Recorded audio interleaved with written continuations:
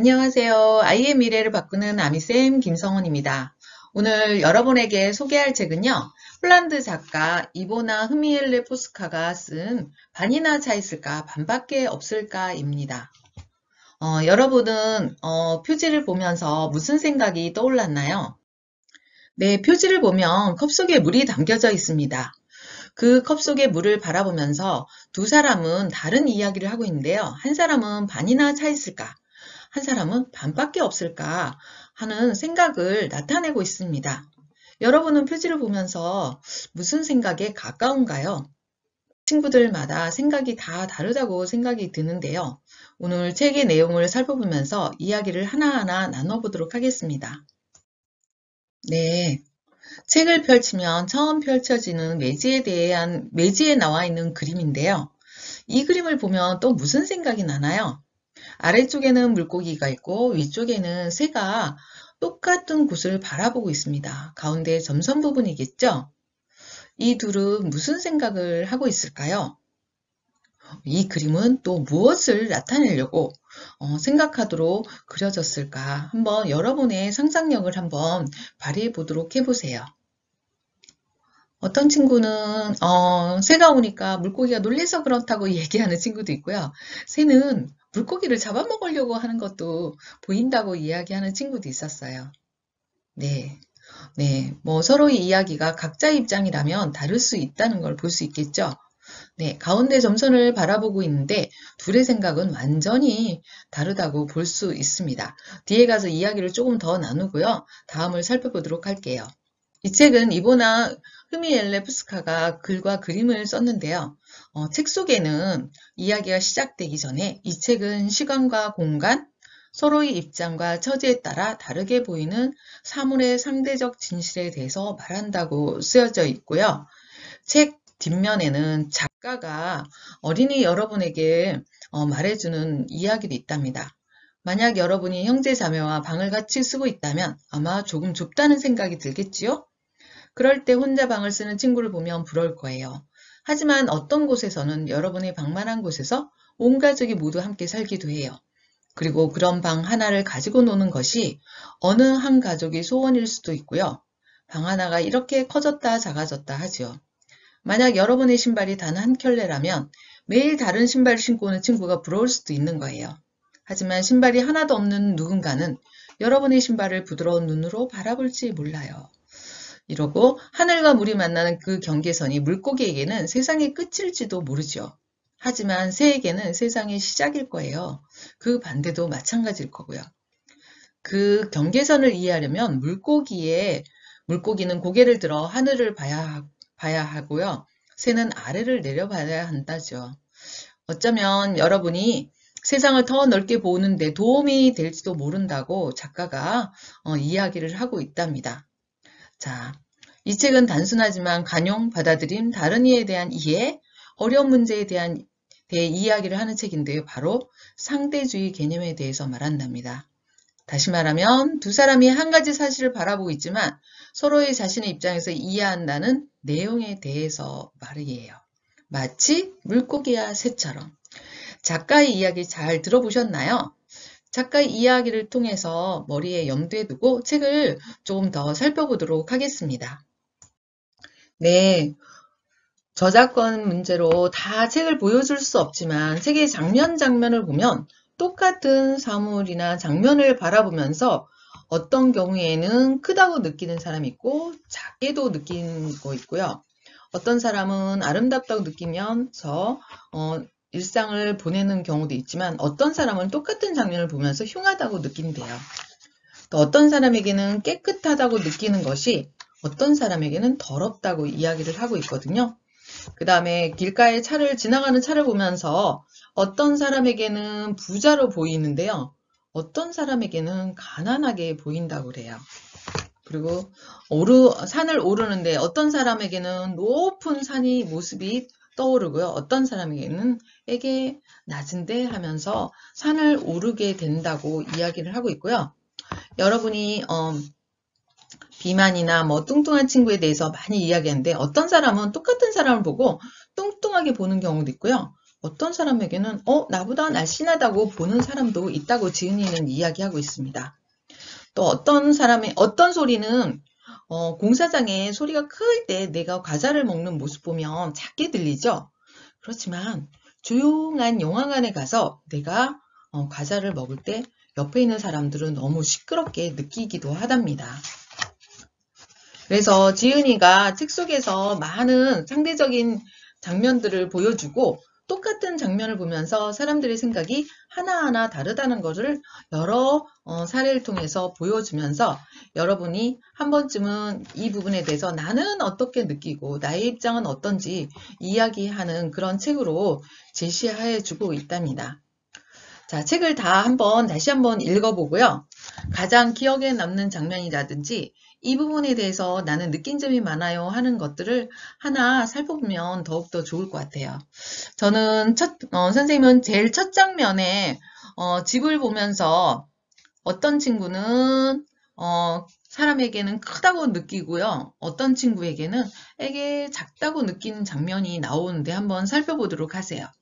그리고 거울 속에 비춰진 어떤 사람이 누구에게는 뚱뚱하게 보이고요. 더 뚱뚱하다는 사람 입장에서 보면 날씬하게 보여서 부러워하는 대상이 된다고도 보는데요. 여러분은 어떤 장면이 가장 기억에 남는가요? 하나 살펴보면서 왜 그게 기억에 남았는지 한번 이야기해 보도록 하겠습니다. 선생님이 가장 기억에 남았을 때는요, 어리고 철이 없을 때는 우리 집이 정말 가족들이 살기에는 충분하다고 생각이 들었는데 어느 날 친구네 집에 가서 넓고 멋진 집에 가서 한번 구경을 하고 오면 우리 집이 갑자기 초라해 보인다는 그런 느낌이 들어서 제일 첫 장면으로 우리 집이 작다는 생각을 하게 된 그 경험이 떠올라서 첫 장면을 가장 기억에 남는 장면으로 뽑았습니다. 여러분도 책 속에 있는 내용 하나하나를 살펴보면서 내가 가장 기억에 남았다고 생각하는 부분에 대해서 이야기를 나눠보도록 하겠습니다. 네, 앞에서도 살짝 우리가 살펴보면서 이야기를 나눠보았는데요. 네, 물고기와 새가 바라보는 그 지점은 시작점이 맞닿아 있는데요. 물고기는 그 지점을 벗어나면 어떻게 될까요? 물고기는 죽게 되고요. 또 새는 자기가 있는 곳의 위치를 벗어나게 된다면 물로 들어가기 때문에 죽게 되고 마는 거죠. 잠시는 양쪽의 생활을 경험할 수 있지만 원래대로 돌아가야지 물고기와 새는 건강하게 살 수 있답니다.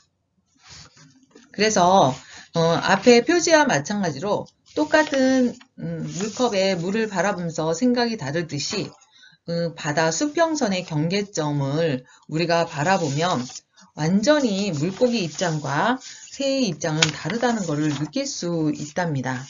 네, 이번에는 이렇게 똑같은 관점을 두고 다르게 생각하는 걸 가지고 경험했던 그것 때문에 속상하거나 다른 사람을 이해하지 못해서 다른 사람을 불편하게 했던 경험을 한번 이야기해 보도록 합니다.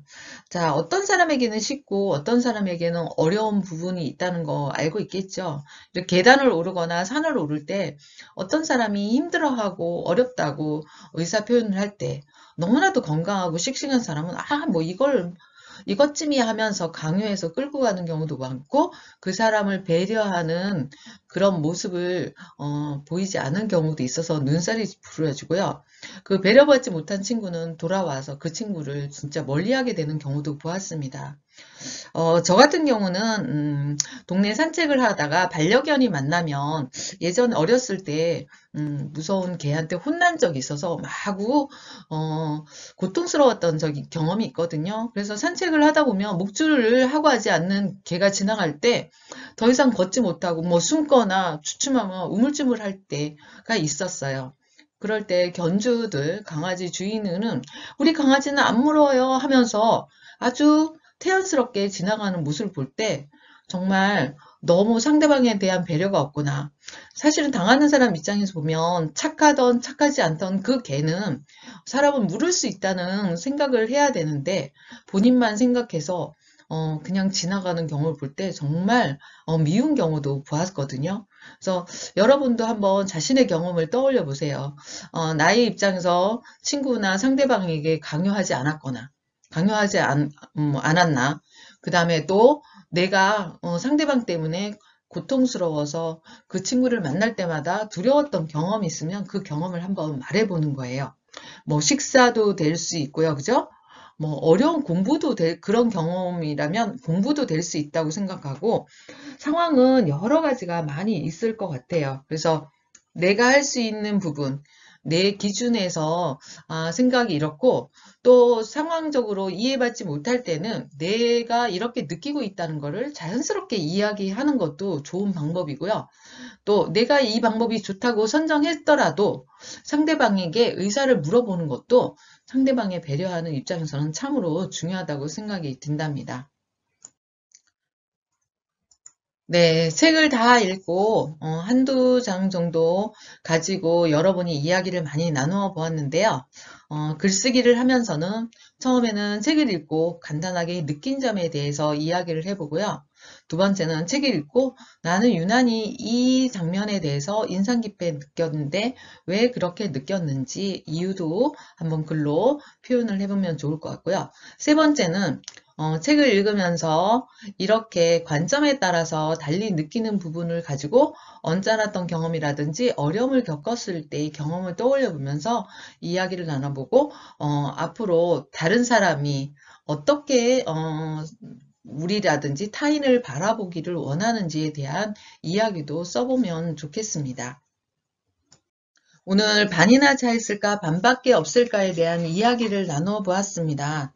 이 책은 한마디로 말하면 상대주의 개념으로 상대를 바라보고 내 기준이 아니라 나의 기준도 있지만 상대방의 기준도 인정해야 된다는 것을 이야기하고 이해해 줘야 된다는 이야기인데요. 자, 이 책을 보는 아이들이 경험이 많지 않기 때문에 세상을 앞으로 바라볼 때 더 넓게 깊게 바라보라고 하면서 만들어진 책이라고 생각이 듭니다. 어린아이도 물론 도움을 받지만 어른들도 이 책을 한번 보면서 내 중심적으로 생각하는 것, 어, 주관적으로 상대를 바라보면서 상대를 비난하거나 존중하지 못하는 경우에도 이 책을 읽으면 많은 도움이 될 거라고 생각합니다. 이 책에 대해서 제시하는 것들을 깊게 깨닫고 느끼게 된다면 보다 더 겸손하고 관용을 베풀고 배려를 할 수 있는 사람으로 거듭날 수 있는 책이라서 여러분에게 꼭 권하는데요. 이 책을 읽고 도움이 되셨다면 구독과 좋아요 꼭 눌러주시기 바랍니다. 감사합니다.